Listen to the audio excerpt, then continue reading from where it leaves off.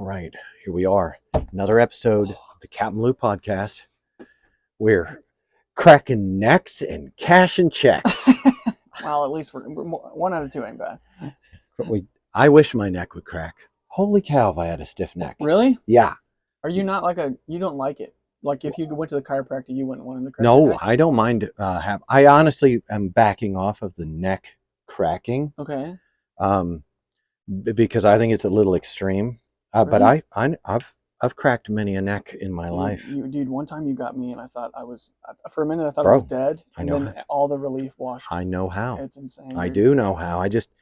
Nope, it's dangerous. What about the towel trick? You know when they do the towel? Decompressive. Yeah. Ooh, bro. I do like that. I want that so bad. I do. I like that. Welcome everybody to CapmLew Skateboarding, brought to you by Life Skateboards, our partner. CapmLew Skateboarding? CapmLew podcast. Hold up. Coming soon. Yeah, right. CapmLew is going to go skateboarding. And that's what we mean when we say CapmLew Skateboarding. Dude.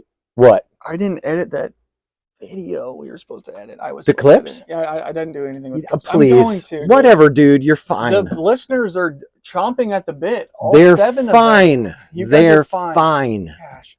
Listen. That's all I had to say. That's fine. So, here we are. Yeah. It's what day is it? It's Wednesday. Tuesday. I got a new watch. Oh, let me see. Yeah, because I crushed out I got one of these. It's an Invicta. Did you and kill it? I loved it because it's an old school watch without a battery in it.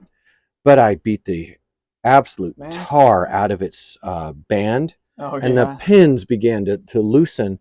I've got to take it to a jeweler and get new pins in it, but it can only go about a year before I need to repin the band. Is this one of those things where when the you pins move it, the pins start to wobble out? Well, they've got a taper and you've got kind of a. But you don't have to wind it. When you move it, That's right. Yeah. In fact, it's got look on the back there. Look at the back of it. It's got a gravity wind. Thank you, Germany. And so, anyways, there I am, and I just bit the bullet and spent $70 on Amazon. That's what I'll spend for a watch. Dude, this one's only 40 and it's sick. It does all kinds of stuff. What is it? A smartwatch?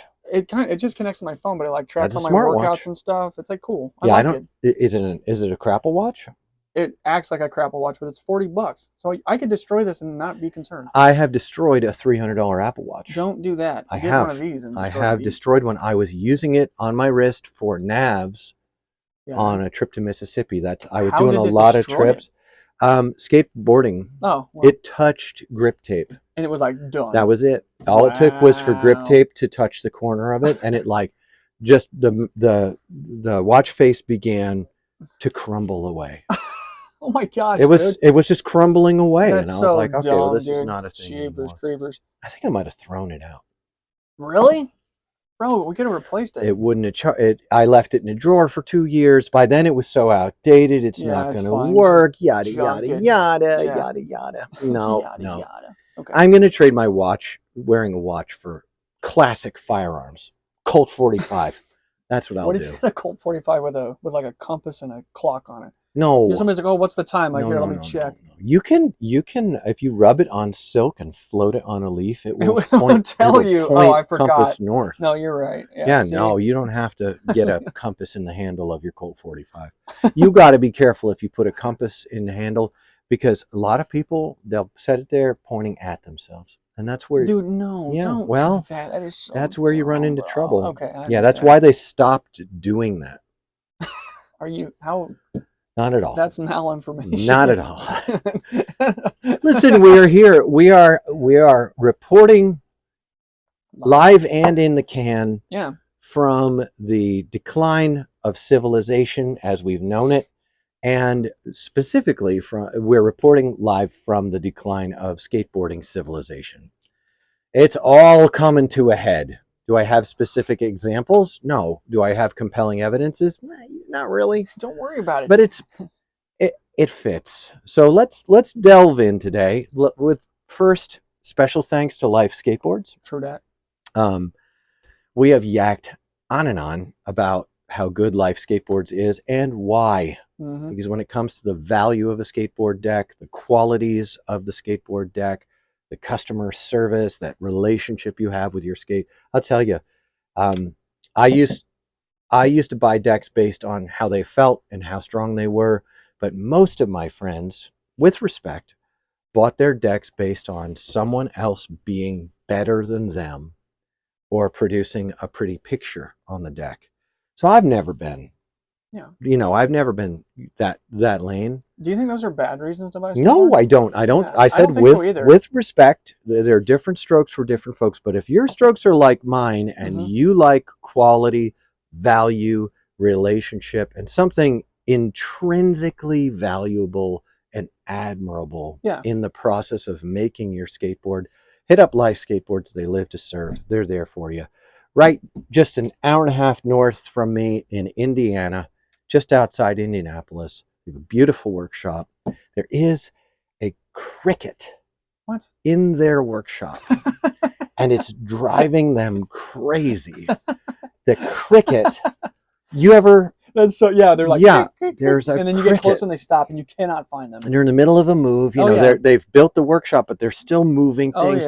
So it's under something somewhere, It just will not stop. Just don't bug bomb it, but you'd want to just roll a bug grenade in there, just let it ride. That's so funny. Yeah, dude. no, it's that cricket. I was talking with Sam Cook, the owner of Life Skateboards, on the name drop, on the phone the other day, and I didn't say anything, but he was in the workshop, and I knew because.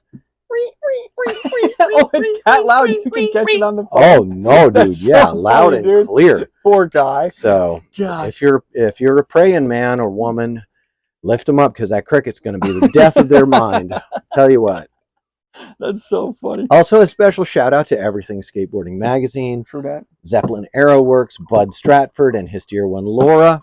So happy to have been in the first episode of Everything Skateboarding, and so hopeful that we'll get our ad put in the next one too. Oh yeah, very hopeful for. Do we have to make another one? I think we should make one that has the rings on it. Oh my gosh! We should do that. Addicted to the rings, dude. Yes, they are sick. Sunglasses and the rings. I just wish I had something as cool. Relax, bro. No. Give me something to believe in, all right? I mean, that's always crushing on my dreams. One of the saddest ideas I can think of is wanting to be like me. No, I don't want to be like you. Well, in some ways, in some maybe you would just skip to the. I just want something cool like the. Are you getting a Harley? Don't worry about it. Okay. I've got things in the works. All right. I've got money. We're working on things. All right. I'm just working on getting Luke riding.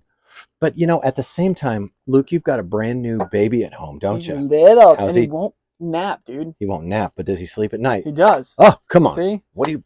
I know, stop. Stop bitching. Everybody's like, dude, that's so sick. But the thing is, But could he nap too? What? He sleeps at night. Yeah. But could he nap too? Yeah, and the thing is, I can get him to nap because I'm big enough to hold him. He's a little bit bigger now. My wife is a little bit more petite, so she has a harder time. It's fine. It's fine.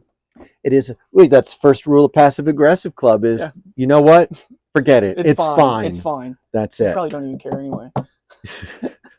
So, and I'd like to give a shout out to our up to 50 listeners, Craft Skate Shop. Yeah. Over in Blue Ash. Heck yeah. I have had numerous warm over-the-counter interactions with Brian at Craft, and couldn't appreciate him more. And a special shout out to a very special listener who has been a guest host, our very own Jeffrey Vanover. Jeff. Let's have a moment of Jeff Vanover appreciation. Yeah, I'm feeling Jeff's love for skateboarding is like it's like being 12 again for me. Yeah, that's sick, dude. Being around Jeff makes me a better person. We should go skate with Jeff. I agree. And if I could, I would. I have an upcoming trip. I'll be leaving on Thursday, and I'll be gone until Monday or Tuesday, possibly. Oh my gosh. I'll be on a big trip up to South Haven, Michigan, where I will participate in the Grind Conference. The Grind. It is I have never been to the Grind Conference. I thought you went last year. I did not. Okay. I did go to Crust. Oh, they're different. They are different. Oh no, yeah. Okay, yeah. Crust is smaller. It's a Christian joint. Didn't you go? I thought you went to another thing. Was it not the Grind last year? Have I been to 3 things? Yeah, you did the 3 because there was one time where you stayed at people's house. Maybe that was Sam I was talking to. I think it was Sam because Sam went to the grind. The grind. Last year, yeah, that's where he picked up Max. Oh, that's sick. That's I want to go so bad. You know, full disclosure, I ride for Life Skateboards. I am a sponsored rider for Life Skateboards, which, you know, I'm not that bad. No, you're not. But it's really not about that, is it? Is it? What is it about, Luke? I don't know. You ride for Life Skateboards too. What's the deal? But so you're good with people, and that's really good. But you also are a good skateboarder. And I've seen you do some front Smith stalls.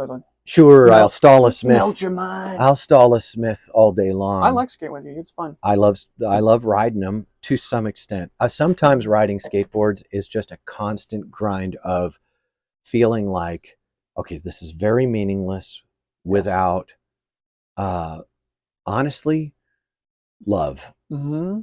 Love is what I care about in this world. Yeah. And specifically, I think all of our listeners have got me dialed. Probably some folks have stopped listening. Yeah. Some have started listening because you know that my source of love is Jesus. And him too. Yeah. Get him. But I don't gel with a lot of like Christian skateboarding stuff. Yeah. I don't think that love thrives as a brand. I like it. I'm writing it down. 11:35. I said what I said. He said what he said. I said what I said. It's on the record. And it's tough on me now. If there was a Jesus brand of skateboards out there that was like super radical and just crushing, I think they'd be very controversial. Yeah. I do. I think they'd be very controversial. Yeah. Because Jesus was. Yeah, that's true. But I see a lot of, and this isn't meant to pick on my brothers and sisters who are trying to, just like I'm trying to. Yeah. But I just don't get excited about Christian stuff automatically by default. Yeah. And what I experienced with Crust Conference, what I experienced with Crust was what was really exciting to me about it was the conversations and the love that could be shared between us. Yeah. One of the young men who was at Crust, he and I Narcaned an addict who was dying in a parking lot one night. I forgot about and that. And I felt like that was more like important than we went to there was a big event at the Louisville skate park and it was gnarly. Yeah. It was gnarly. I don't think the kids are okay. No. And they weren't okay when I was a kid, and I wasn't okay either. So that's not meant to be like a big judgmental, right? But holy cow, dude, it's gnarly. Yeah, it really is. I'm just seeing, like, in the past, grumpy elders have remarked at a change of direction. Sure. But what I'm remarking about isn't a change of direction, but a change of velocity. Oh, okay. Interesting. So I'm not saying, hey, we need to get back on track. I'm saying, hey, we need to pull our chutes because this thing has gone off of the cliff. Sure. I'm not sure what lies in the short and medium term future for Western civilization right now. Sure. I'm really not. No, it's kind of a strange time. Yeah.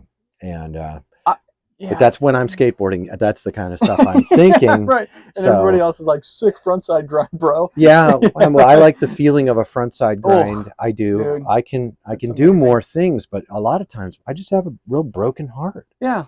Because it's hard for me to see. And if you're out there skating with me and maybe you're an older guy like me, and I'm so glad to see you out there. That's sincere. I really am. Absolutely. But I really wish for you that the same love that grabbed a hold of me so many years ago and spun me around, I wish for that love to grab a hold of you and spin you around. I can't make that happen. But I can tell you about it, and I can let that happening in me change how I interact with you. Could be me being really nice to you. Could be me being really assertive to you. Yeah.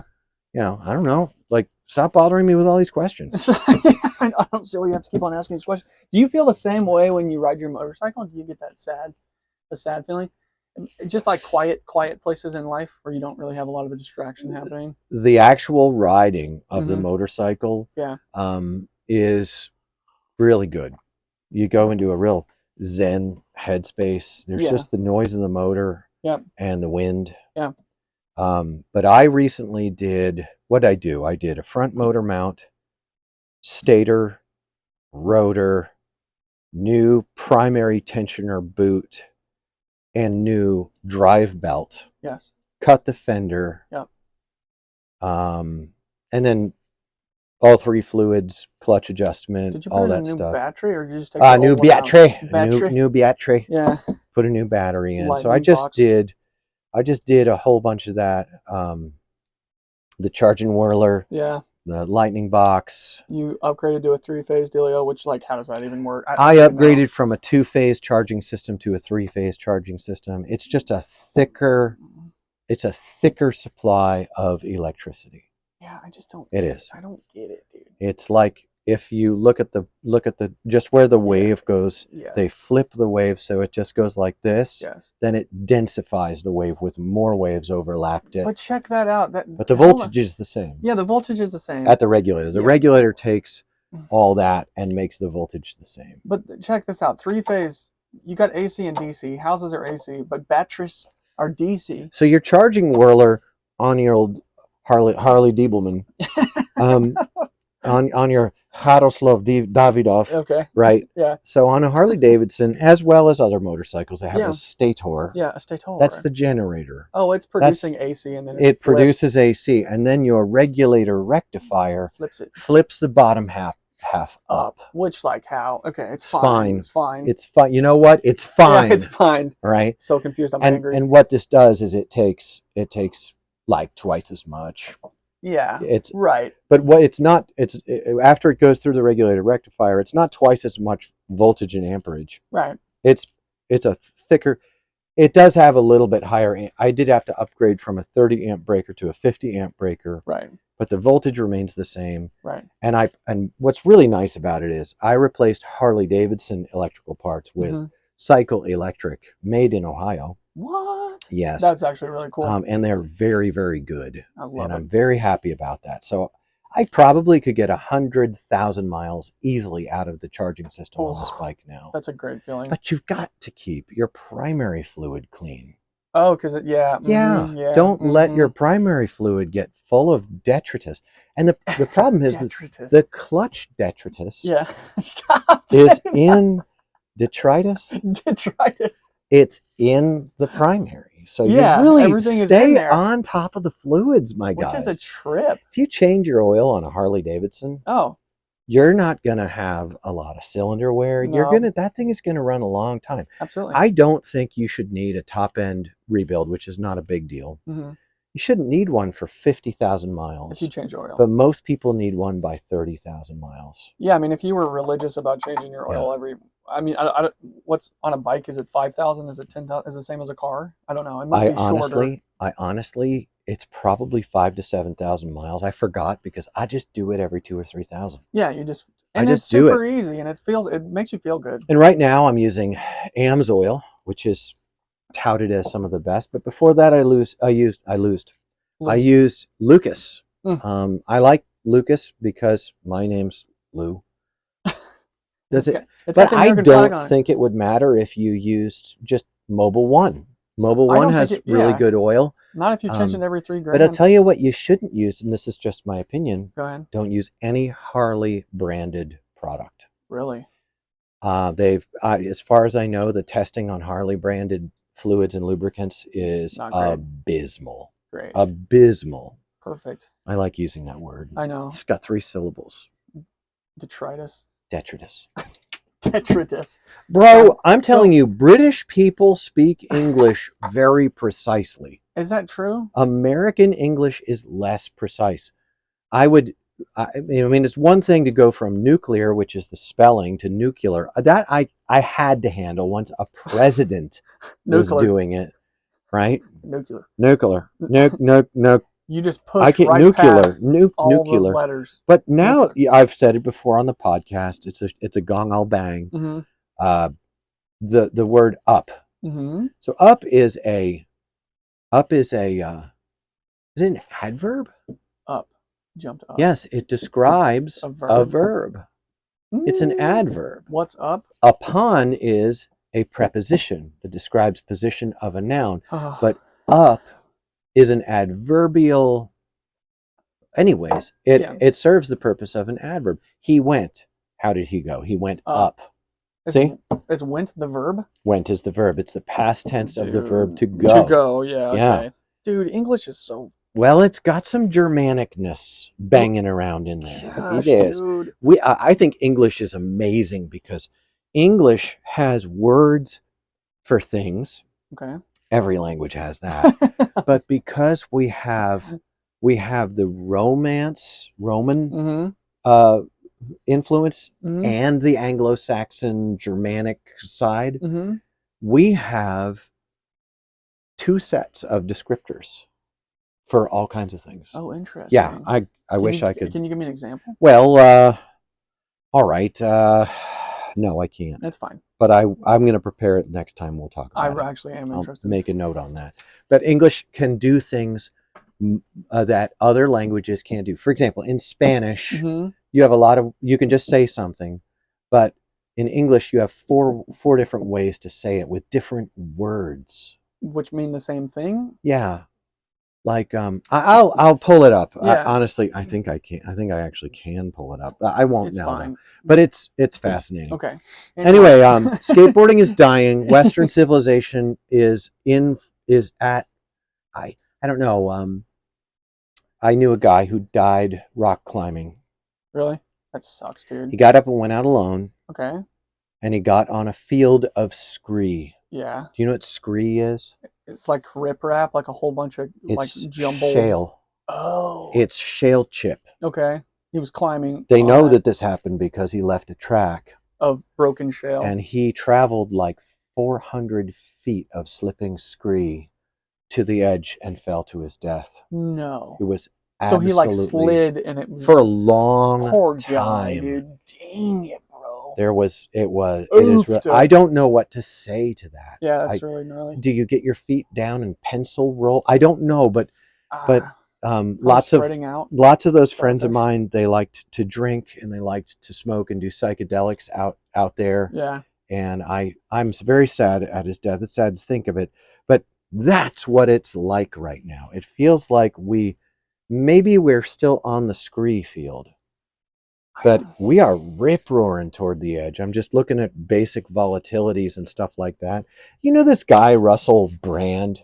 Yeah. I mean, like him or don't. Yeah. It's the weirdest thing what's going on, because it came out this week that the entire like justice campaign against Russell Brand, I mean, he was an absolutely profligate man before his, I don't know, he's had some sort of awakening. Yeah, he had something happen, right? He's an Eastern mysticism guy. Yeah. He's very, very liberal. Yeah. He's very liberal. Which is fascinating, right? He is. His morality is liberal, but he's been covering some very controversial topics. Sure. And he's been very open about how he really feels that his youth was wasted. He was addicted to drugs and he was addicted to sex. Sure. And so, and he was on TV all the time. Yeah. All the time. He was on TV and he was in movies, and everybody knew that Russell Brand was a complete, like, slinky beast. Right, sure. And then he's been reporting on controversial things, and all of a sudden it comes out, a bunch of people come out and say, oh, Russell Brand, sexually victimized me. Oh, that sucks. Okay. Well, I mean, the Me Too movement happened a long time ago. Yeah. 2016? Yeah. That's 7 years. Jeez, it is. That's a trip, dude. That's 7 years ago. And Russell Brand was never targeted, and it was like there, but it came out this week. Correspondences were obtained and revealed. Okay. That in the UK where he lives, he Yeah. lives in London, that the UK parliamentary elected officials actually reached out and how do you say it? They asked for this to happen. Oh. They asked the media to do this. They asked in no uncertain terms. Like, hey, hey, should find something should be done about this guy. We're going to need you to start doing this to the guy. Okay. I mean, I dug around in it as much as a guy would want to and came away just going, yeah, I bet that happens all the time. I bet it's called, in Britain, they call that getting stitched up. Getting stitched up. It's a part of British culture that if you cause too much trouble to the system will stitch you up. They'll get you. They'll get you. Right. There are a number of people like that. One of them is Julian Assange. Yeah, dude. I just am not certain that that guy is in jail for any good reason. Yeah. I think it smacks of freedom of the press being not important. Yeah. Or Snowden, or etc. And Snowden. On, there are some other people, and look, I don't have enough time between getting roofs on houses and stuff like that. But I'm like, and there's that radical journalist group that has, everyone says they're so evil, and then you look at what they're doing and you're like, I don't see it. Project Veritas. Oh. I think that just saying that, Spotify will ding us. I can't wait. But you know what? You can't kill a dead man, Spotify. Yeah, we're already dead. It doesn't even matter. That's right. I can't feel anything anyway. Yeah, I think those are signs that we are in a precipitous decline. We've gone from being on the wrong track, pointed in the wrong way, to now we've made some distance down that way. And it does make an older man sad sometimes. Yeah, I think that's totally legit. I wonder, I just feel like we're probably in a downward part of a cycle that civilizations go through. Now, at some point. Oh, like which one? Well, that's name 6. All right. Good, name one. Name 6. Right. There's a trend right now of women asking their man on TikTok this question: how often do you think of the Roman Empire? Oh, dude, that's sick. It's dude. so that's funny. So funny. All the time. I'm sure that psychologically, that's a really it's a huge trend that men are just thinking about the Roman Empire. Yeah, because we're men. Because the man is always turning around going, "What are you talking about?" Yeah, like she's like, "How often do you think of the Roman Empire?" He's like, "Why are you asking me that?" Yeah, like every single day. Because all the time. Yeah, right. But all the time. When you say that you think this is part of a cycle, I think that the cycle evidenced in history is the rise and fall of empire. Well, I don't think it's like a natural build and destroy cycle that societies survive. I don't. Yeah, I don't know. I hear you, and I do agree with the overarching idea. I just wonder if this is the cycle that a civilization or a society will be destroyed by, or if maybe in transformed. Years? I mean, transformed certainly. You can definitely. I think anyone can track where this transformation is headed. Sure. And I'm saying today that I think that this transformation is headed toward, not toward communism or Marxism. You've got a lot of that involved. Sure. But also you could wind up at some sort of a theistic, like a hyper-conservative, maybe you would call it fascism, although I don't think, I think fascism is supposed to be but I think that what we're looking at is authoritarianism and the end of the constitutional republic. In fact, for simply saying this, they're changing the definition of Christian nationalist. Yeah. And they're working. I watched a guy give a speech in which he asserted that a Christian nationalist, evil Christian nationalist, is anyone who would say that America was founded upon Judeo-Christian influences. Wow. And who was the guy? He was a very important person. I can show you a video, but I don't know because I'm not spending my time in this. Sure. Right? I know what's going on. I know it's going on. I can see it. And in it, he asserted this with a really, really strong conviction. He was speaking before, I don't know, the Senate, and he said that he said several other things that I think are pretty normal. Mm-hmm.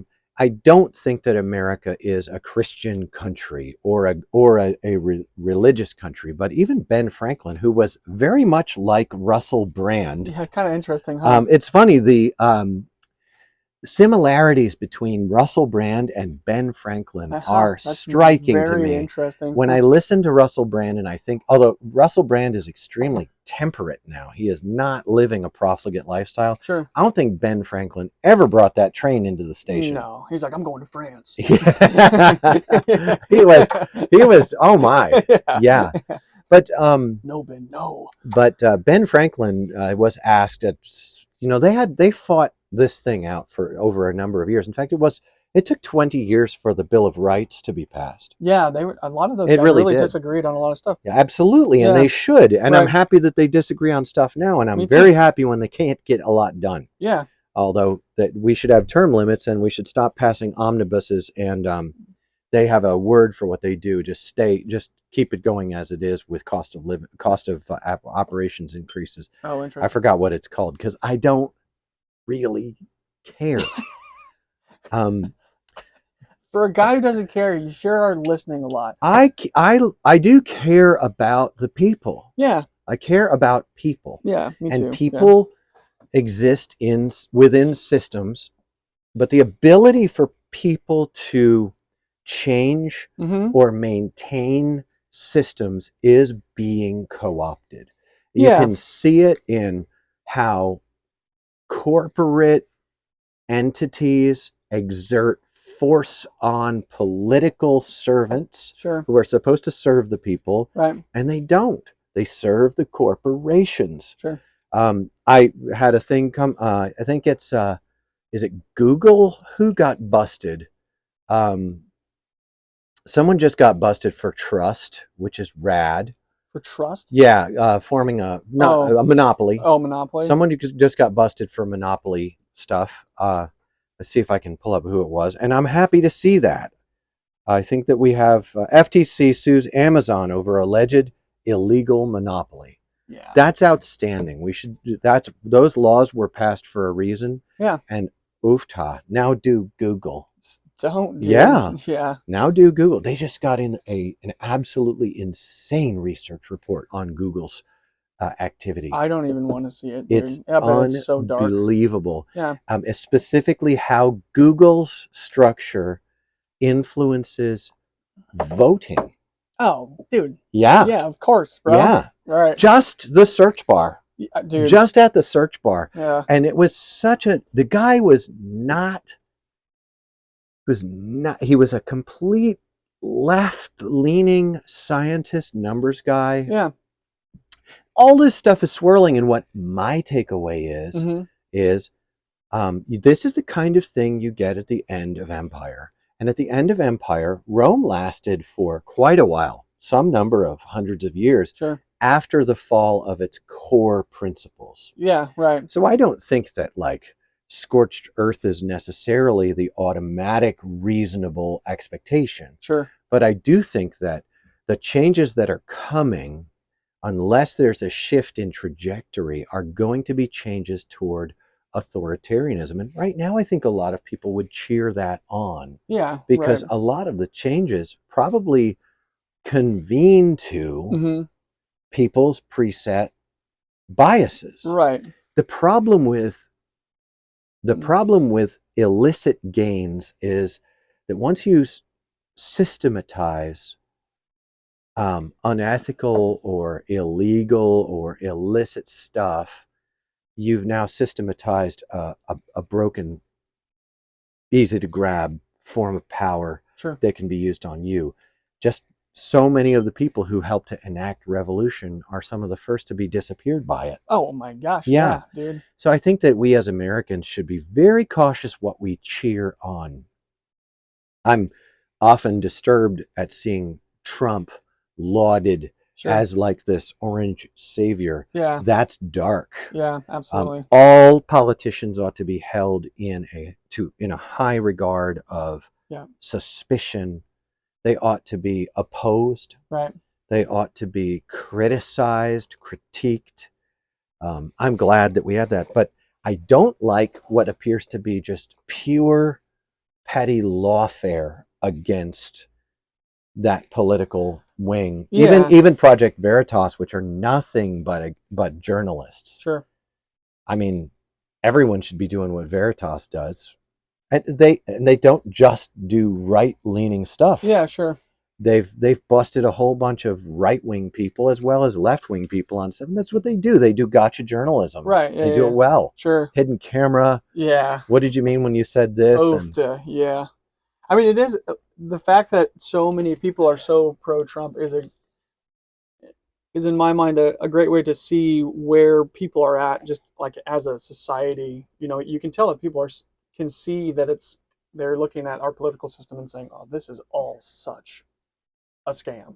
Well, as remarkable as it doesn't bother me when someone is enthusiastic for the policy positions of their candidate. That's just the democratic aspect of our constitutional republic. Right.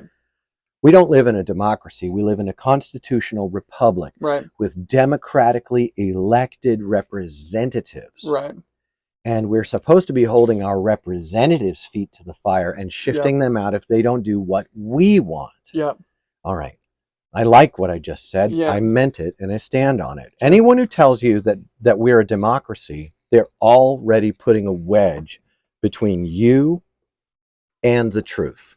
So hold them in suspicion and examine closely the claims of what they say next. Sure. And that's very popular right now. We have politicians going out and saying, democracy is under attack in America. It's not. What's under attack is the constitutional republic. Right. And what's happening is different people they're losing connection with the fact that we're a constitutional republic and that the Constitution provides every individual in this country with protections of rights that are considered to be inalienable. Right. That is, nobody can take that right away from you. Right. And we are so out of touch with that. We don't know our 4th and 14th Amendment rights. When police come to our door or pull us over on the highway, we are complete blank slate. And we watched enough blue light on our devices to kick us into puberty at 9 years old, and all this stuff is going on. We're a wreck. We're a mess. Our heads are mush. Addled. And it's not good. No. It's really, really not good. And that's the kind of thing I'm talking about that bothers me. Not this politician, that politician. Those are symptoms. Right. The disease is in us, the people. The people of America are diseased with laziness, atrophy of the mental and emotional maturity, the spiritual muscles that make us a people who are difficult to oppress. Right. And we have these constitutional expressions of protection, but we have to renew the assertion of that constitutional authority as law in the land in order for us to maintain it. And that's Ben Franklin, after some big meeting where they came out with what government we're going to have. Yeah. Some lady asked him, what kind of government do we have? And he said, a republic, madam, if you can keep it. Right. Yeah. Yeah, it's a very famous quote. And I do believe it was Ben Franklin. I think so too. I'm going to look it up and see how wrong I am this time. Let's see. A republic, madam. Let's see. Ben Franklin. Yeah. Let's see. Ben Franklin was approached by a grand Philadelphia lady as the Constitutional Convention ended in 1787. Have you given us a monarchy or a republic? She asked the oldest of the founding fathers. A republic, madam, if you can keep it, he said. Yeah. Republics are not easy to keep. And monarchies are much simpler. Oh my gosh, yeah. They would have made George Washington king. Yeah. And he would have been a good king. He would have been. He would have been a good king. It's not automatically wrong to have a monarchy. No. But the problem with a monarchy is the same problem with communism or socialism. Right. Whereas the problem sets in a monarchy with the one, usually man or woman, Mm-hmm. right? It's a king or a queen. Mm-hmm. It sets in at that level, the court. Mm-hmm. It sets in as well in the Politburo of socialism or communism. Right. It is in the nature of man that power corrupts, and absolute power corrupts eventually, absolutely. Yeah. You can have a good king, and you could have a good Politburo, right? Theoretically, but it's only theoretical because it's inevitable that within 1 or 2 or 3 kings, right, and that's only like 80 years. Yeah, it's really not that long. You're gonna get, man, that rot grows, man. It ain't growing nothing but mushrooms, and it ain't nothing but shit. Yeah, no, absolutely. Because that's human nature. The difference, where I do struggle with Marxism and communism is in the assumption that people are good. There it is. Yeah. The fundamental, the ground level, the foundational level of Marxist and communist and socialistic thought is people are able to save themselves from this trouble. This is hard for the listeners, I think. I know, because it takes a little more groundwork than this, but I like it. But the utopian ideal isn't present in a monarchy.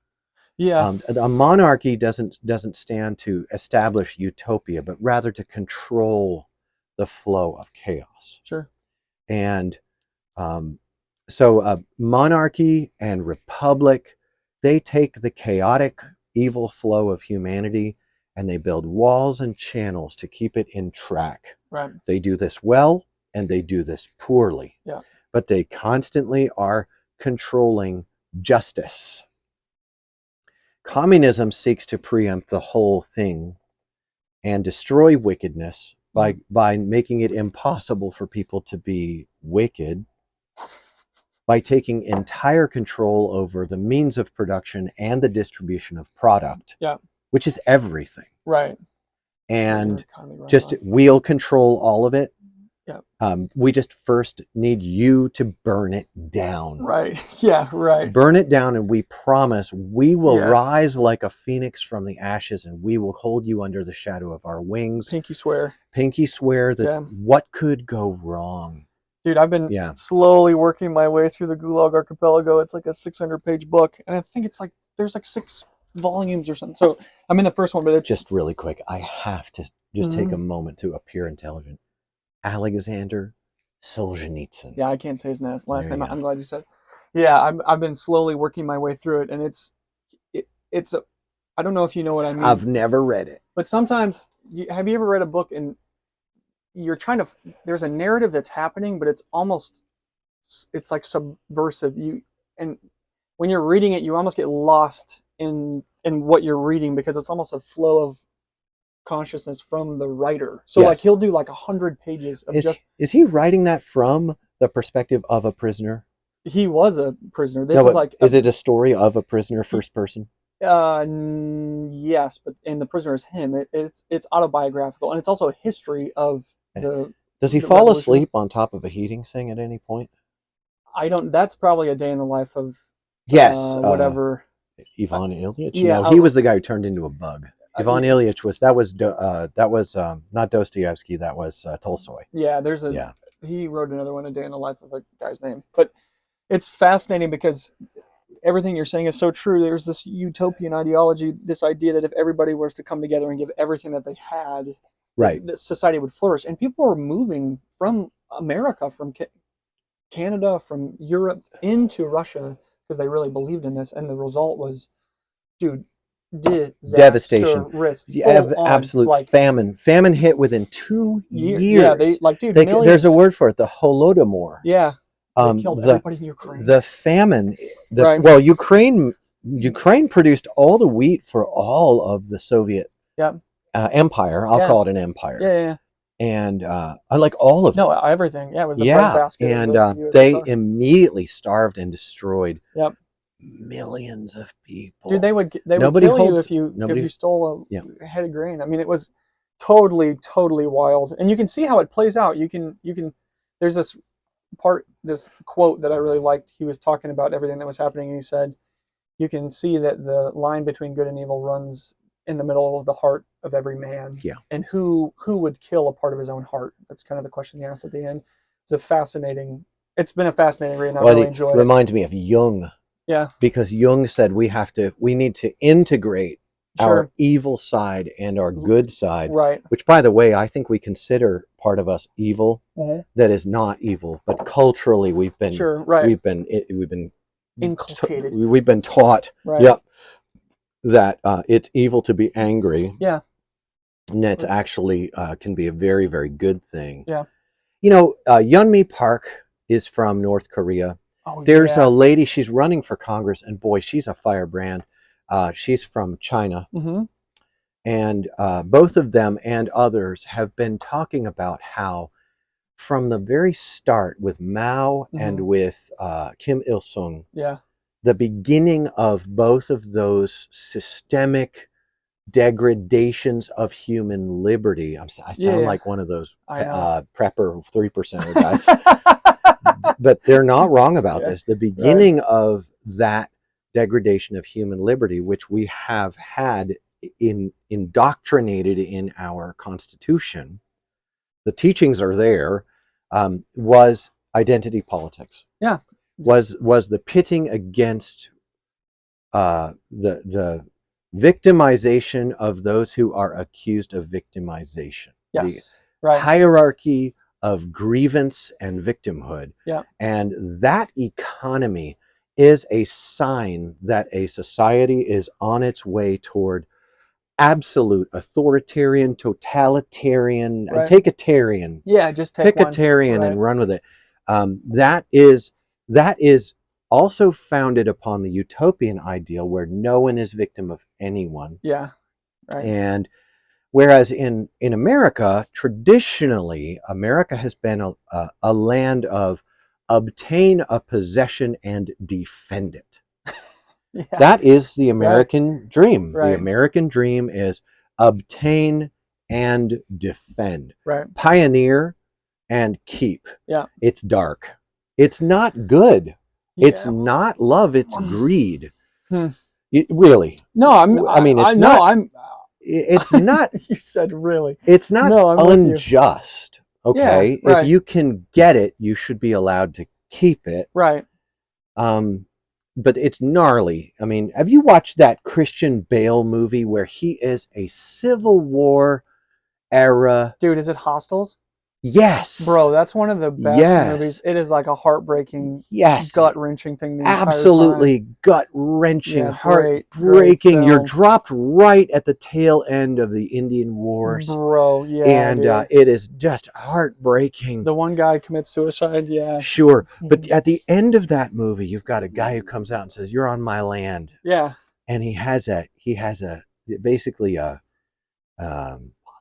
diktat from the president. He has a folded leather folded paper from Taft, I think it was. Right. A president that says these guys get to be buried here. And that old man and his sons died that day fighting against federal overreach in establishing a burial ground on his land.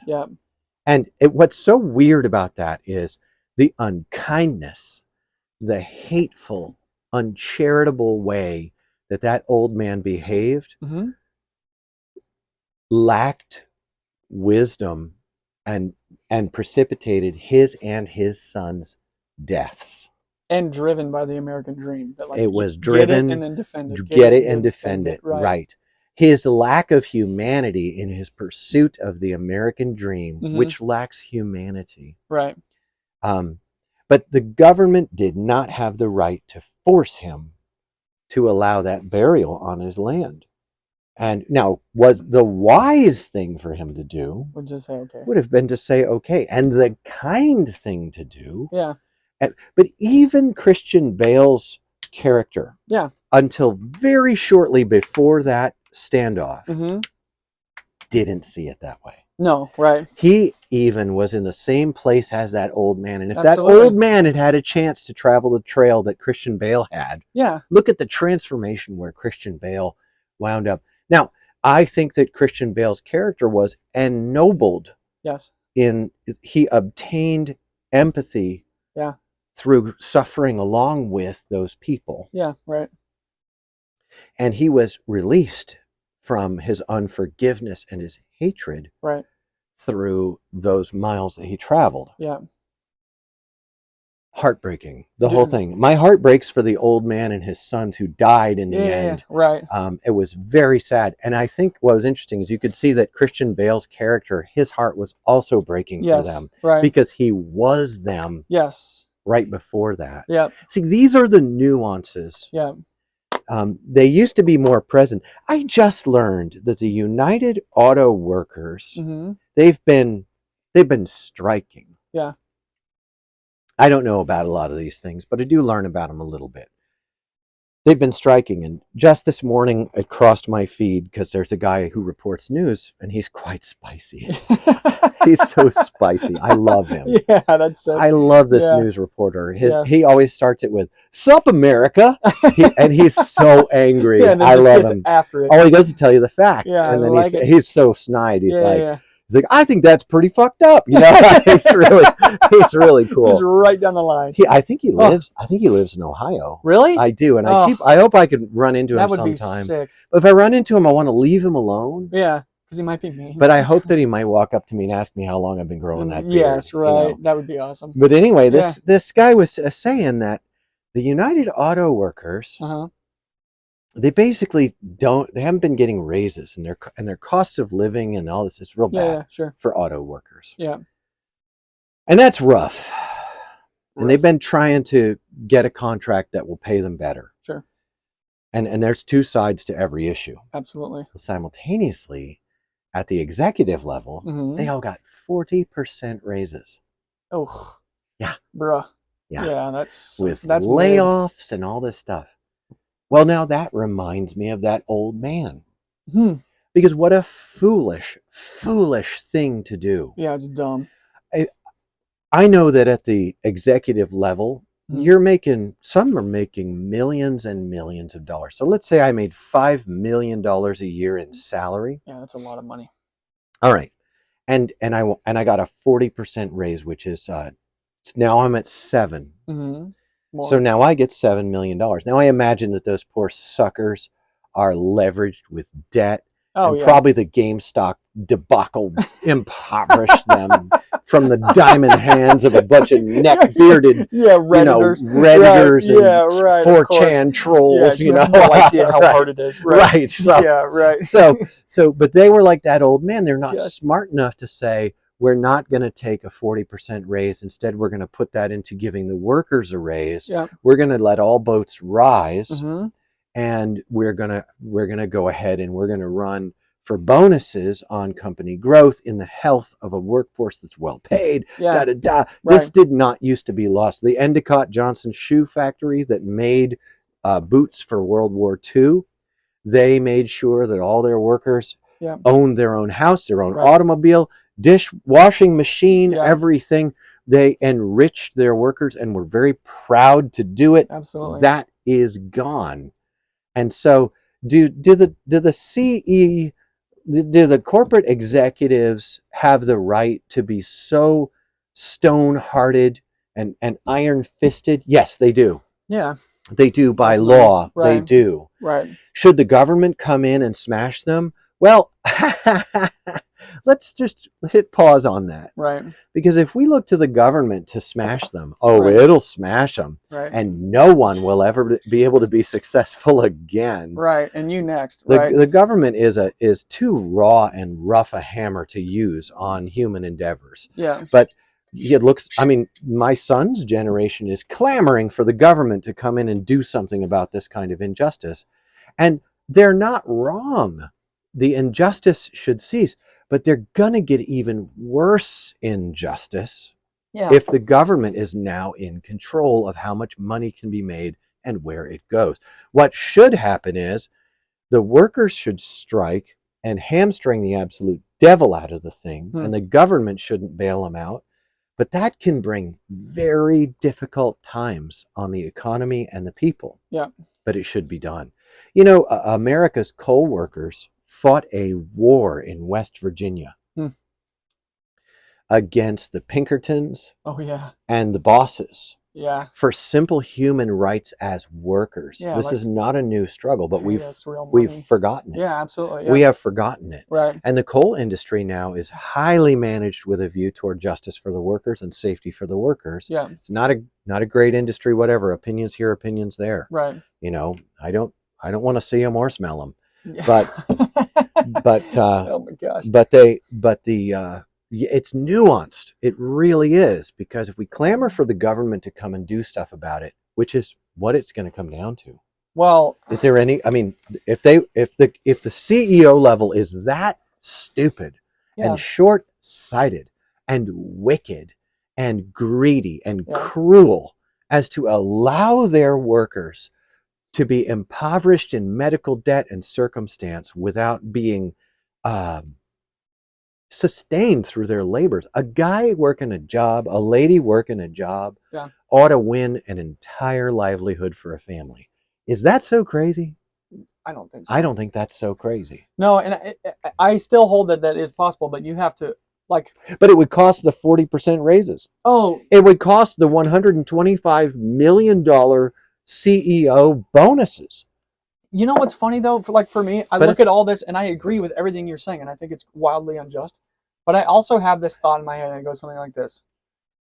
Yeah, you're going to have that, yes, and it's all unfair, okay? It is. Everything is unfair. Do not expect the world to be fair or life to be fair, because it's not. That's right. In order to figure this out, you have to be able to play this dumb game. It's dumb. It's horrible and it's dumb, and keep your integrity, which is hard to do, but it can be done. Yep. You just have to play the game. And nobody's a victim of something that they agreed to. That's just the case. And it doesn't mean that the thing that is happening to them is just. Okay, so nobody's a victim of, let me digest that. That's deep. Yeah. Nobody is a victim of an arrangement that they agreed to. Now, it's nuanced, right? No, I think that's actually a good statement. I think that it's true. It's a real brutal. Brain it's teaser. Absolutely brutal. The other thing that I'm just thinking about all this and thinking about the books I've been reading and everything we're talking about, one thing that I'm coming away with is the fact that when you're in a situation like we're in, or like China was in, or like Russia was in, or like Germany was in after World War I, the one thing that you kind of don't want to do is, if you get a guy who's really good at speeches, Russell Brand, or Hitler, who was an amazing orator and had great his policy, especially in the beginning, was super pro Germany, and everybody wanted that. Fairly garden variety. It was fairly garden variety patriotic politics. Yes, and you can see a little bit of that happening right now in America, in with my Trump. opinion. You can see it with Trump. And I'm not saying that he's like Hitler or anything like that, but the idea that one person is going to save you and save a nation is a really dangerous idea, and we should all tread very lightly, because really the people who are going to save America are people like me and you and all the rest of the people who are living here, who have to realize that we have a constitution and what it says matters, and that we should maybe, I don't know, call our senators sometimes and stand up for what's right. You know, at this point, save America seems like a very difficult term to define. Yeah, I think absolutely. We have something like a 50-50 split between people who are relatively enthusiastic for a populist demagogue. Yeah. That's not great. No. Okay. I don't like I was pleased not to see the rise of institutional anti-Semitism and racism. Yep. I was very pleased not to have seen that during the 4 years of the Trump presidency. Me too. There were several policy level things that I thought were quite good. So I'm happy that it did not turn out to be the disaster that I was promised. Right. But Turns out Trump is safe and effective. then we have on the other side, we have about half the country that's relatively enthusiastic about. I can't make any sense of the mainstream political machine right now. It is so strange. Yeah. I never thought that we would have controversies like these about stuff like this. Yeah. You know, it's such a hot button issue that you can lose your freedom of speech by corporation. Yeah. So corporations are allowed to deprive us of freedom of speech by deplatforming us if we say something, and you won't know what it is yet. Don't worry about it. Well, we'll tell you. If I say something like this, I didn't think it was so hard to have a policy of sovereign borders for a nation. Get in. I didn't know that this was such a mysterious and difficult thing to grasp.